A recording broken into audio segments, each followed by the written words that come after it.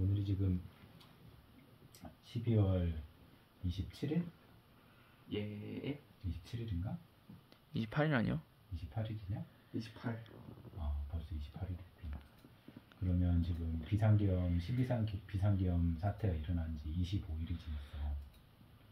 근데 실제로 그날 무슨 일이 있었는지 지금 잘 정리가 안 되고 있는 것 같아. 그날 나랑 같이 있었지? 아니요. 나 김수였어. 넌 기사였었나? 찬이하고 유리가 같이 있었구나. 맞죠. 그때 이제 비상계엄 사태를 보면서 저거 굉장히 큰일이다. 정말 니네가 겪을 앞으로 역사의 사건 중에 가장 큰 변곡점이 되는 사건일 수 있다. 뭐 이런 얘기를 했던 것 같아. 그리고 이게 잘 정리가 되면 혁명이 될 것이다. 그런 얘기도 막 했었지, 냐지가. 근데 그 혁명이라는 게 참 특이한데 지금은 혁명인 듯 혁명 아닌 혁명 같은 상황으로 갔어. 근데 지금은 이상한 쪽으로 좀 변질되어 가고 있거든. 왜 그러냐면 예전에 박근혜가 탄핵될 때는 여당 당시에 새누리당 사람들이 둘로 분열가 돼가지고 한쪽에서는 탄핵에 적극 찬성하고 어느 정도 이제 국정 기조 같은 것들이 많이 와해가 된 분위기였어. 근데 현재는 지금 25일 동안 일어난 일을 보면 전혀 와해가 안 되고 있거든. 왜 그럴까라는 생각을 굉장히 오랫동안 해봤어. 근데 처음 단계로 돌아가 봐야 될 것 같아. 12월 3일 10시 몇 분이었지? 10시 30분쯤 우리 대통령이 비상계엄 선포할 당시로 돌아가서 그때 가장 중요한 게 뭐였고 지금까지 그것이 어떻게 영향을 미쳤는지를 알아야 될 것 같아. 그때 비상계엄을 선포하고 나서 가장 중요한 것은 국회로 국회의원들이 모여가지고 150명 이상이 모여서 비상계엄을 해제를 결의하는 게 가장 중요했어. 해제가 결의가 되면은 비상계엄이 힘을 잃으니까. 그래서 우리 윤석열 대통령은 그거를 막으려고 군대를 보냈고 그 다음에 경찰로 하여금 국회에 진입을 막도록 했어. 두 가지를 해놓은 거지.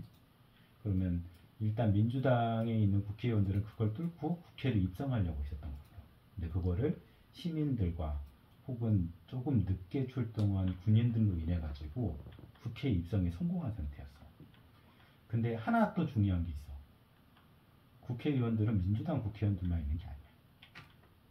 국민의힘 국회의원들이 있거든. 108명에 달하는. 근데 이 사람들은 당시에 국회로 달려온 사람은 한동훈 대표를 위시로 한 자기 쪽 사람들 한 18명. 나머지는 우왕좌왕하면서 국민의힘 당사로 간 사람들이 일부 있었고 추경호 원내대표를 위시로 한 몇 명의 사람들은 국회에 와 있었는데 표결에 참석하지 않았어. 굉장히 이상한 일이지. 원래 그 일이 만약에 국회하고 아무 논의 없이 윤석열 대통령이 비상계엄을 딱 본 상태에서 국회의원들이 자기 자발적으로 움직였다고 한다면 분명히 당사로 온 사람들이 훨씬 많았어야 돼. 아니 국회로 온 사람들이.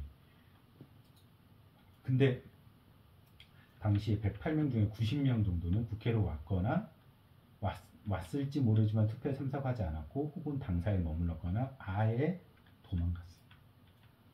당시 당사에 있던 사람들이 적게는 50명, 많게는 70명. 정확히 아직 파악은 안 되거든. 그리고 국회로 왔던 사람은 추경호 원내대표, 신동욱 씨 해가지고 최소 3명, 많게는 5명. 뭐 이 정도는 된다고 봐. 근데 이 사람들이 했던 역할 도대체 무엇인가? 그리고 지금까지 25일 동안 진행된 상황을 봤을 때 과연 이게 무슨 의미를 가지는지를 잘 봐야 되는 것 같아. 그리고 윤석열의 최후의 카드 그게 무엇이었을까?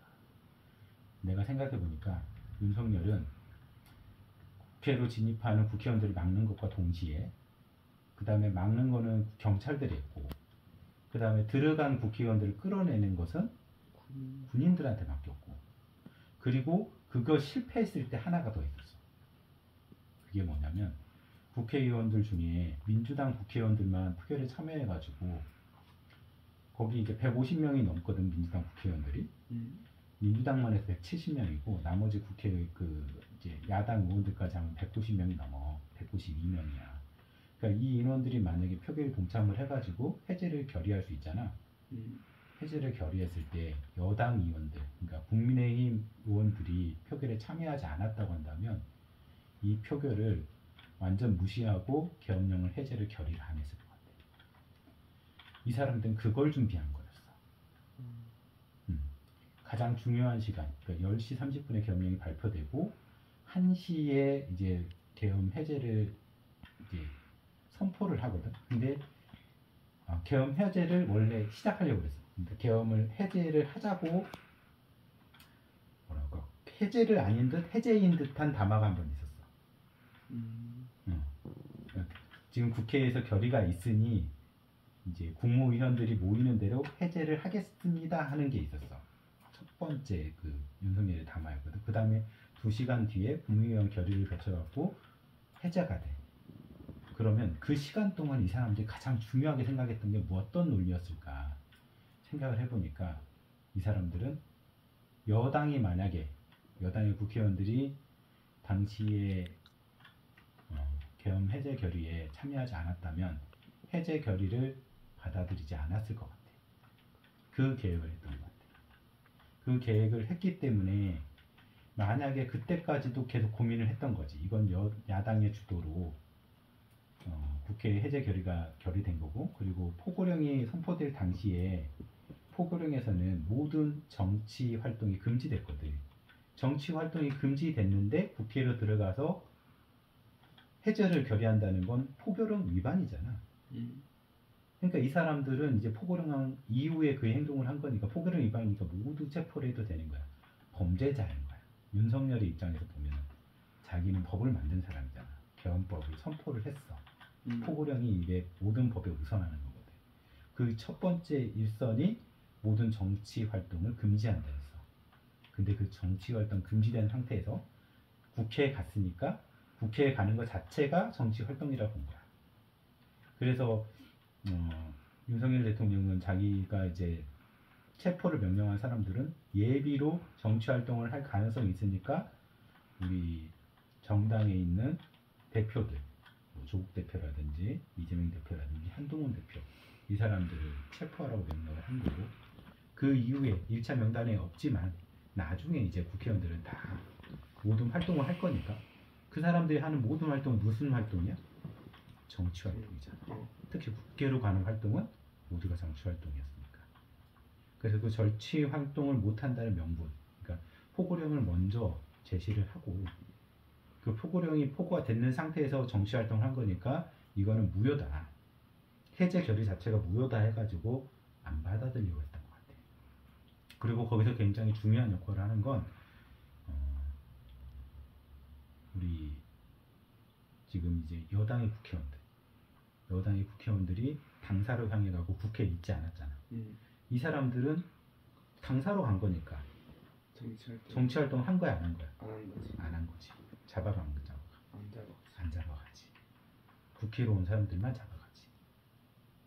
그러니까 이 사람들의 계획은 세 번째로 그렇게 해서 혹시라도 이 계엄 해제 결의안이 발표가 되더라도 이 사람들은 포고령 위반으로 정치 활동을 한 게 되니까 요거는 성립을 안 한다. 우리는 받아들일 수 없다. 계엄령은 계속 되어야만 한다는 것까지 계획을 세웠던 것 같아. 거기에서 굉장히 중요한 사실이 몇 가지가 있어. 첫 번째, 한동훈 대표, 국민의힘 대표거든. 이 사람은 첫 번째 향했던 곳이 국민의힘 당사였어. 근데 그 당사에 있을 때 전화를 받았다는 거야.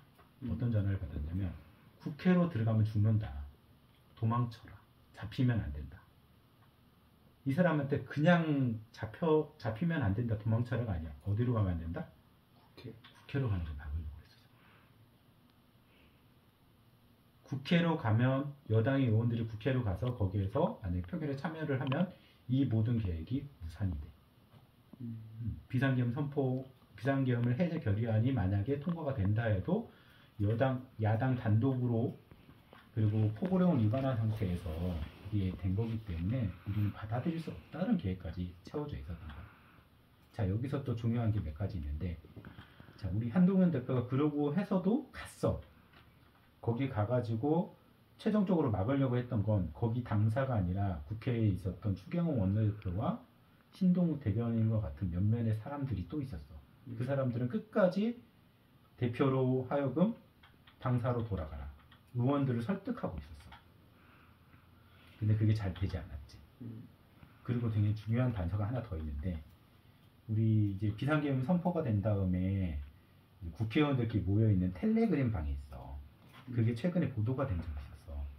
근데 그 텔레그램 방에서 사람 국회의원들이 야, 우리 어디로 갑니까? 어디로 가야 됩니까? 했더니 이제 거기 있는 사람들 중에서 추경호 원내대표나 이런 사람들은 국회로 와라. 아니다. 당사로 가라. 다시 국회로 와라. 당사로 가라. 이런 식으로 혼선을 빚었거든. 그리고 별로 말을 안 해. 이렇게 해야 된다는 정확한 지시를 못했어. 근데 왜 못했을까 생각을 해보니까 당시에 추경호 원내대표를 위시로 한 그 여당의 지도부들은 자기들끼리 따로 대화를 하면서 이거를 진행하고 있었던 거야. 그리고 굉장히 큰 혼선이 있었던 거지, 그 안에서. 지도부들은 그 텔레그램 방에서 거의 대화를 못했거든. 왜 그러냐면 다른 대화방에서 진짜 대화를 하고 있었어.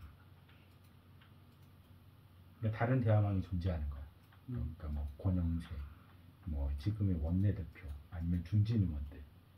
이렇게 되다 보니까 이 사람들은 그 안에서 역할을 하지 않고 혼선만 주고 있었고 당론으로 오라고 한 거지.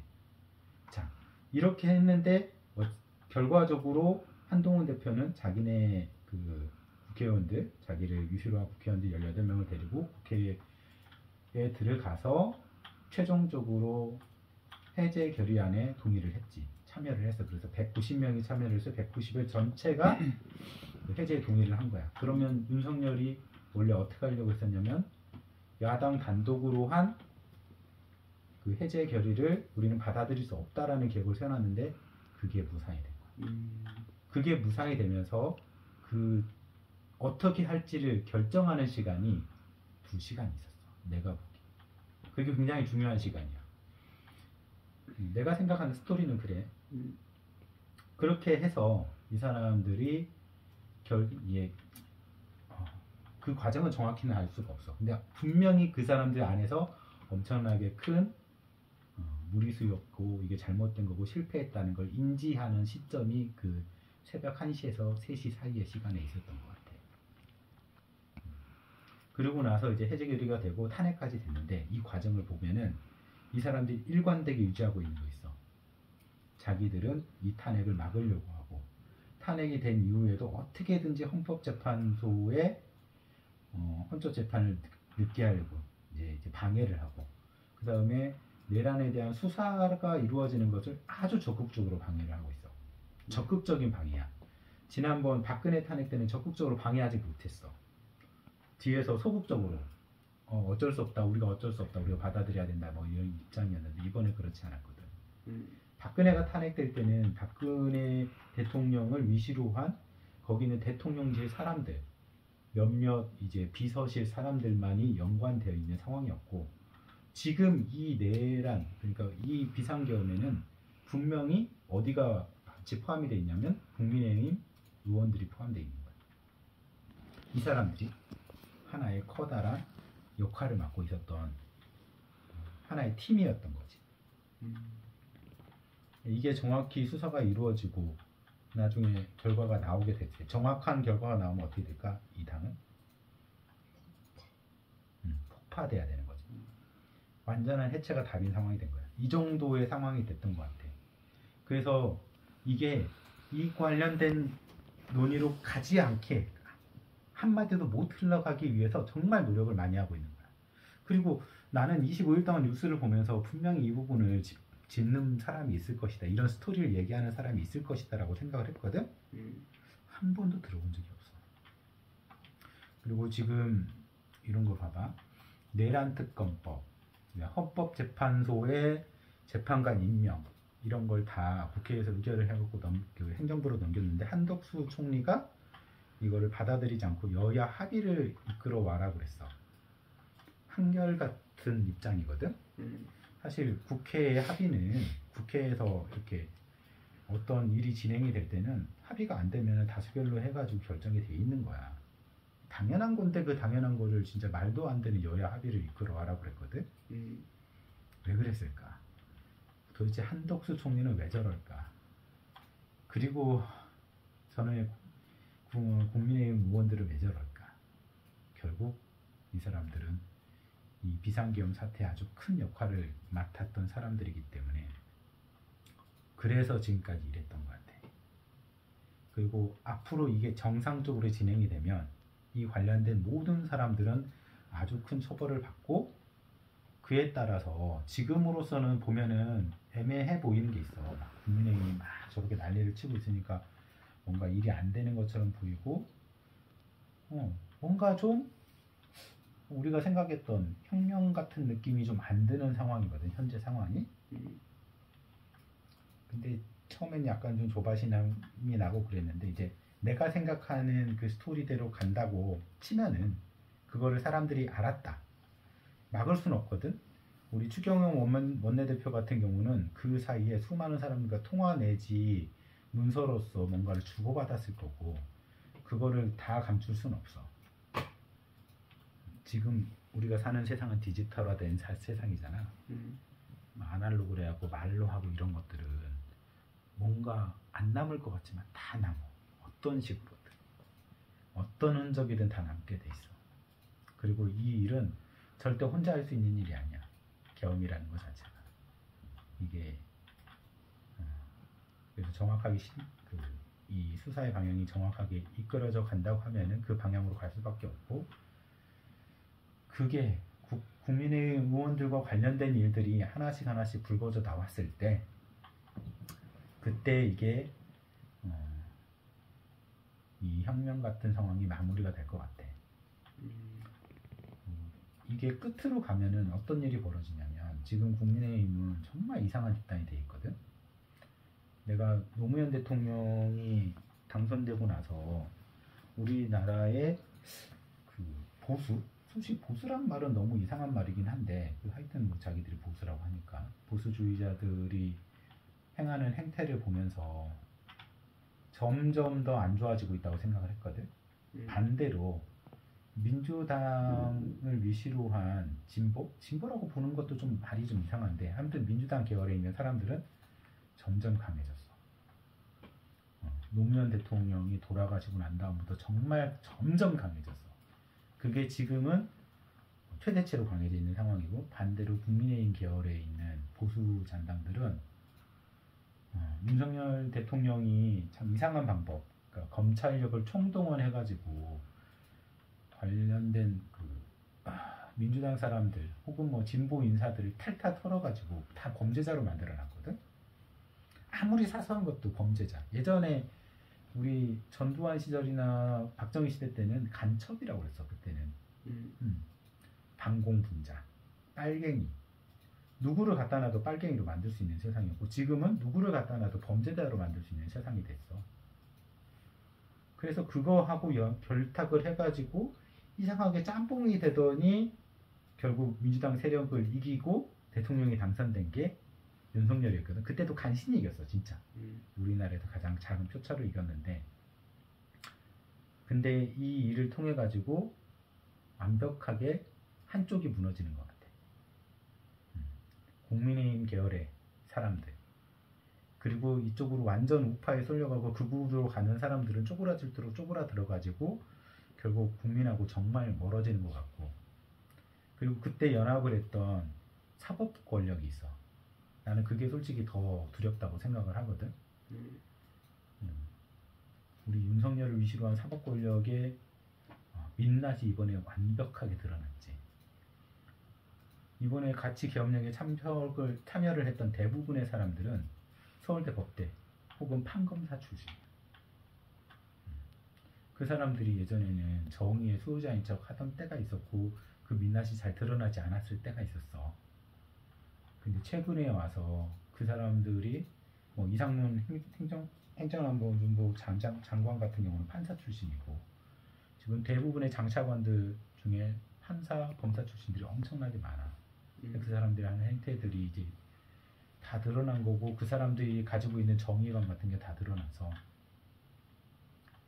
이번 기회를 통해서 그 일부분이 싹둑 잘릴 거야. 근데 이 심판을 누가 하냐? 결국 사법부가 하게 돼 있거든. 근데 이 각성이 일어나서 실제로 사법부가 정화되는 데 굉장히 시간이 오래 걸릴 거야. 사람들이 바뀌어야 되거든. 시스템 바뀌어서 될 일도 아닌 것 같고 시스템을 운영하는 사람들이 바뀌려면 2, 30년 걸릴 거야. 근데 노무현 대통령이 돌아가시고 나서 지금 약 한 17년 정도, 18년 정도 흘렀거든. 그 결실이 지금 나타나는 거야, 어떻게 보면. 근데 너희들이 살아갈 세상? 앞으로 너희들이 아버지 나이 정도 됐을 때 사법부의 개혁들이 이루어진다면 지금 저 윤석열이 깔아놓은 윤석열이 개판친 것 때문에 그 결과물로 한 20년 뒤에 지금의 세대들이 법관의 자격을 얻고 세상으로 나와서 어느 정도 중추적인 역할을 할 때쯤 돼서 그게 이루어질 것 같아. 20년.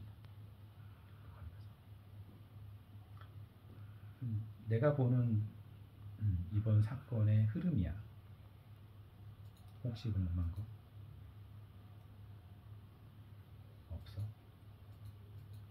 근데 여기서 중요한 건 국민의힘이 굉장히 큰 역할을 했고 그 역할을 한 것 때문에 지금 얘네들은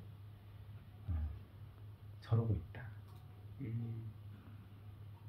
그걸 이제 본 상태에서 뉴스를 봐라. 뉴스를 보다 보면 저 사람들이 하는 행태가 동업자중 관점에서 같이 범죄를 저질렀는데 지금 한쪽만 잡혀가고 있는 거야. 그쪽으로 시선이 올려 있으니까 그 사람들은 죄가 없어요 해야 나도 죄가 없어지잖아. 그래서 죄가 없는 것처럼 최대한 하고 있는 거다. 그 사람들 큰 죄를 졌다. 반대로 얘기하고. 그렇기 때문에 더 큰 죄를 지금 계속 정립해가고 있다. 쌓아가고 있는 중. 그렇습니다. 제가 지금 보는 현 시점에 뉴스를 보는 방법이에요. 끝.